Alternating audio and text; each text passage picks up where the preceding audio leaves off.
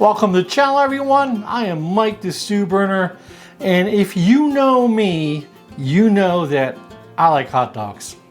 I'm to the point where some would say I'm obsessed with hot dogs, and I can't. If I'm going somewhere, I'm looking to see where the best hot dog joint is in town.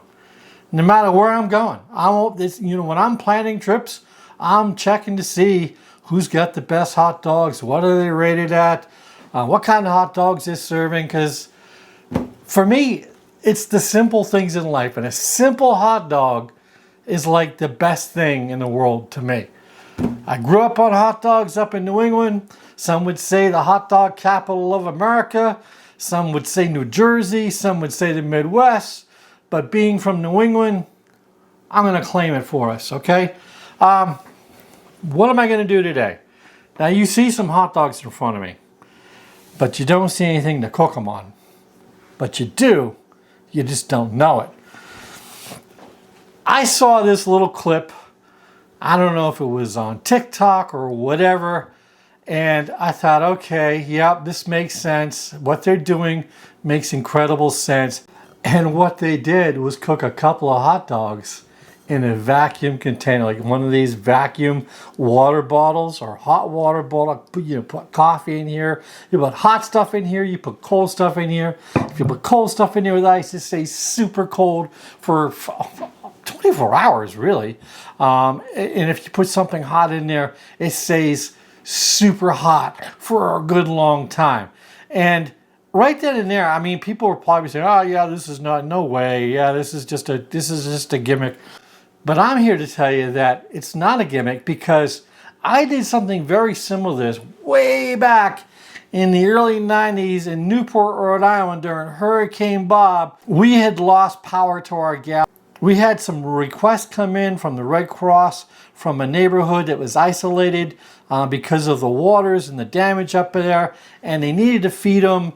And I mean, we had our issues ourselves, but we weren't going to say no. We were going to help them out. But we had no power, and we're trying to figure out, well, how are we going to do it? We can't really light up any grills or anything. It's not really something that we could do right now. And we had these big sinks, and one of the sinks was actually broken. The faucet itself was just, when we put the hot water on, you get almost steam coming out, honest to God. And Public Works just never came back to fix it. We'd put trouble calls in. And this went on for a couple of weeks. Well, I'm thinking there, I was like, oh, you know what we can do? We're going to sanitize that sink. We're going to put some iodine in there, get it all nice and clean, and we're going to fill it up with that steam water, and we're going to cook hot dogs. Because you're not really cooking these things. These are already cooked. All you got to do is reheat them to 165 degrees for 15 seconds, and that's it. And then all you have to do is hold them for another 4 hours if you're not going to serve them right away at 140 degrees. Well, we did it. It worked. We got an award from the American Red Cross for helping out the little neighborhood. They got some food in their bellies, and we got a good pat on our back. So I was like, yes, this will work, because you think about it, it all makes sense. You're not really cooking. The cooking's already done. All you're doing is reheating. So what we're going to do is this. I'm thinking about this like, where does this come in here? Well, if you're going to the beach and you want to just bring a little container and you want a hot dog on the beach, or if you're out on a bike ride like I do and you want to have a little snack or a little picnic and you don't want to cook out there, here you go. I mean, think of all the different things that you could do. And so that's what I'm going to do. I'm going to show you how to do it. Again, this is so freaking simple, and it doesn't take any time at all. It just takes, a little bit of work on the front end, but that's still super easy work. Okay, I have my vacuum container here. Normally I put cold water in here, but right now what I'm doing is I'm bringing things up to temperature a little bit here. So I got my hot dogs. I don't want to put a cold hot dog in the hot water, because it's going to drop the temperature a little bit. So what I've done is I took my hot dogs out about 15 minutes in advance. I want them to kind of come to room temperature. What I also did was put some hot water in my vacuum container here, and I'm letting this sit while those come to temperature for about 15 minutes or so, right? What you want to do is make sure that when I put my actual hot water in here, and I've got a little kettle going here, it's going to come, I'm going to bring it up to boiling. I don't want that temperature to come down. So I'm pre-warming this, bringing this up to temperature. So when I do fill this up, the hot dog is going to go in, top's going to go on. They're going to come up to temperature in there, probably within about 20 minutes. And all we want to do is make sure we get it up to 165 and let it hold for 15 seconds.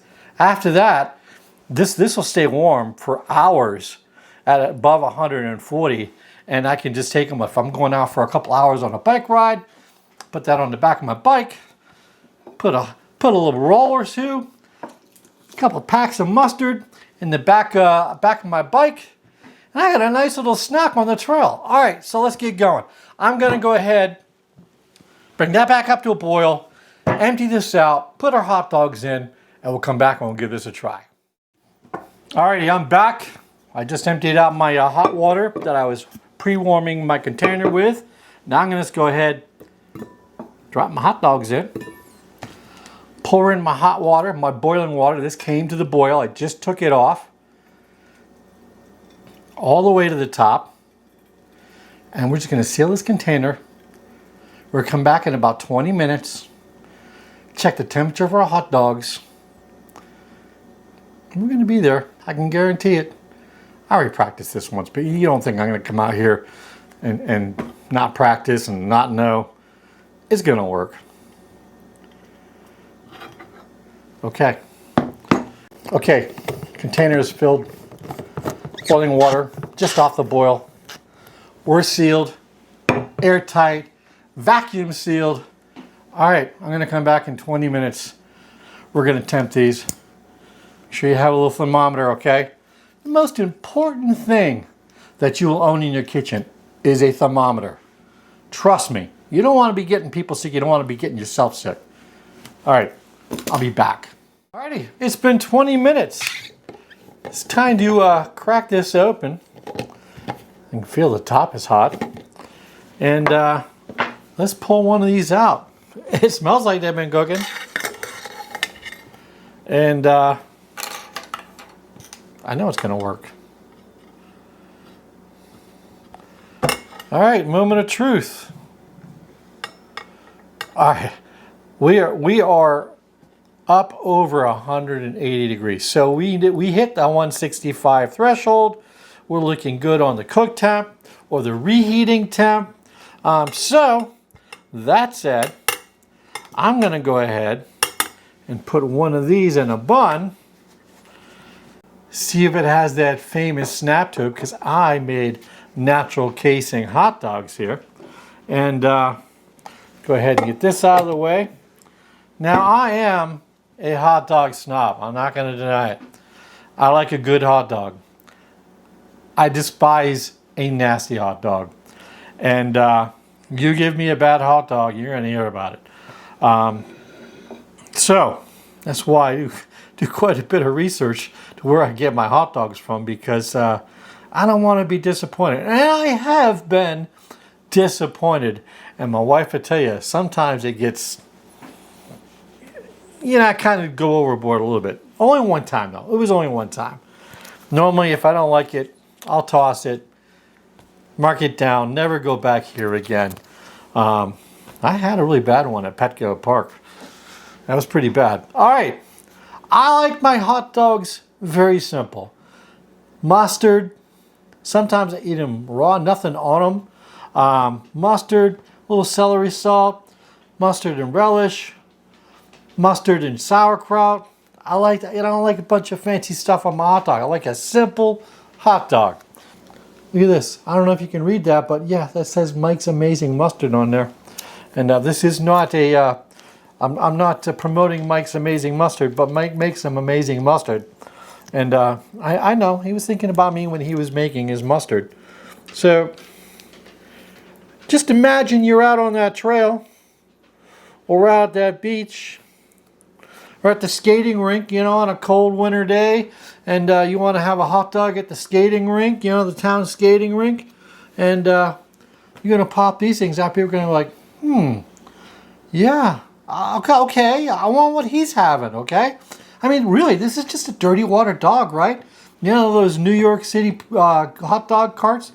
You know, where they get the dogs that they cooked in the water, and they're keeping them in the they're keeping them hot in the water. They call them dirty water dogs. That's all this is.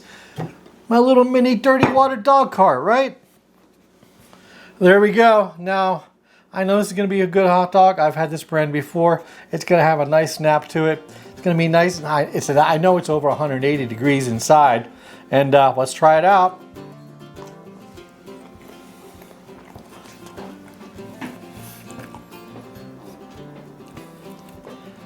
Fantastic.